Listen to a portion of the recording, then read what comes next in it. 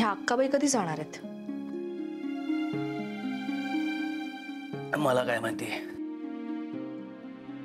लग्न मोडलंय आता, जा म्हणावं. अशा कशा जातील कुमुद्या? नंदिनीचं काहीतरी बघावं लागेल. पण त्यासाठी त्यांनी आपल्या घरी थांबायची काय गरज आहे? नंदिनीला कोण आहे मग दुसरं जवळचं कुमुद? त्या नंदिनीचं तरी आपल्या घरात काय करायचं ना ते कळत नाही. काय करायचं म्हणजे? कुठे जाणार ती?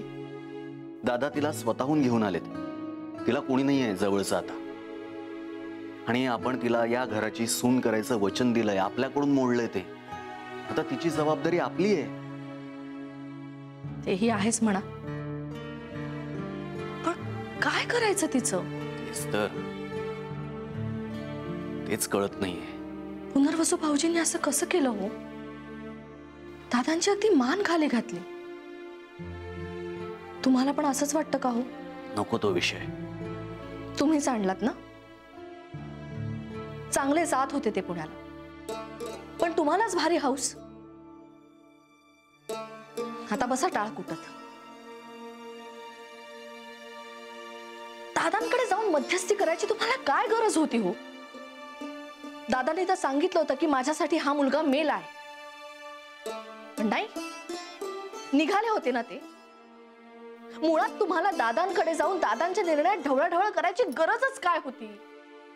मला मारे म्हणाला होता की दादांच्या निर्णयात आक्षेप घेणारी तू कोण? आता तुम्ही आक्षेप घेतलेला चालतो का हो? जो मुलगा दादांसाठी मेलाय त्याला तुम्ही थांबवून घेतलत.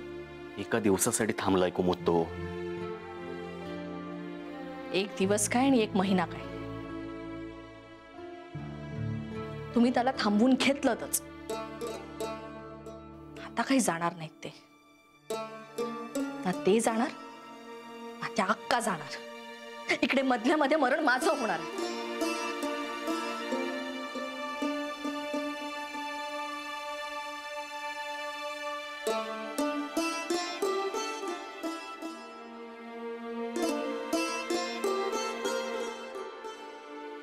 हे एवढं असेल तर निघूया आपण. तेच तर मी म्हणत होतो. मला आशा होती. कसली? वाईटातून चांगलं काहीतरी घडण्याची. मलाही तेच वाटलं होतं. म्हणजे मी तुझ्याशी लग्न केलं कारण मला वाटलं होतं तू या घरात एक नवीन दृष्टिकोन आणशील. जुनं ते सगळं टाकून द्यायचं आणि चांगलं नवं स्वीकारायचं. असं जे तू म्हणतेस ना ते मला या घरात व्हायला हवं होतं. पण या घरातली माणसं बंद आहेत उर्मी. त्यांना हवं तेवढंच आणि तसंच झालं पाहिजे तरच तुम्हाला ते स्वीकारणार. नाहीतर तुमच्या नावाने आंघोळ करून मोकळ होणार. तुझ्या मनाला खूप लागलंय ना रे ते? हो. मला वाटलं होतं दादा रागावतील, फार फार तर काही दिवस बोलणार नाही आणि नंतर सगळं ठीक होईल. पण दादांनी हे सगळं खूप पर्सनली घेतलं. माझं लग्न हा त्यांच्या प्रतिष्ठेचा प्रश्न करून घेतला त्यांनी. ठीक आहे, त्यांना मला समजून घेणं जमलं नाही. आपण इथे राहिलो तर काही बदलणार नाहीये. इथे राहणं म्हणजे दगडावर डोकं आपटून घेण्यासारखं आहे. काही बदलणार नाही. आपण निघूया. तू काही दिवस तुझ्या घरी राहशील का? मी आपल्या राहण्याची आणि बाकी व्यवस्था करतो. वासू, आपण अजून 2-4 दिवस तर इथे राहूया खरे. का?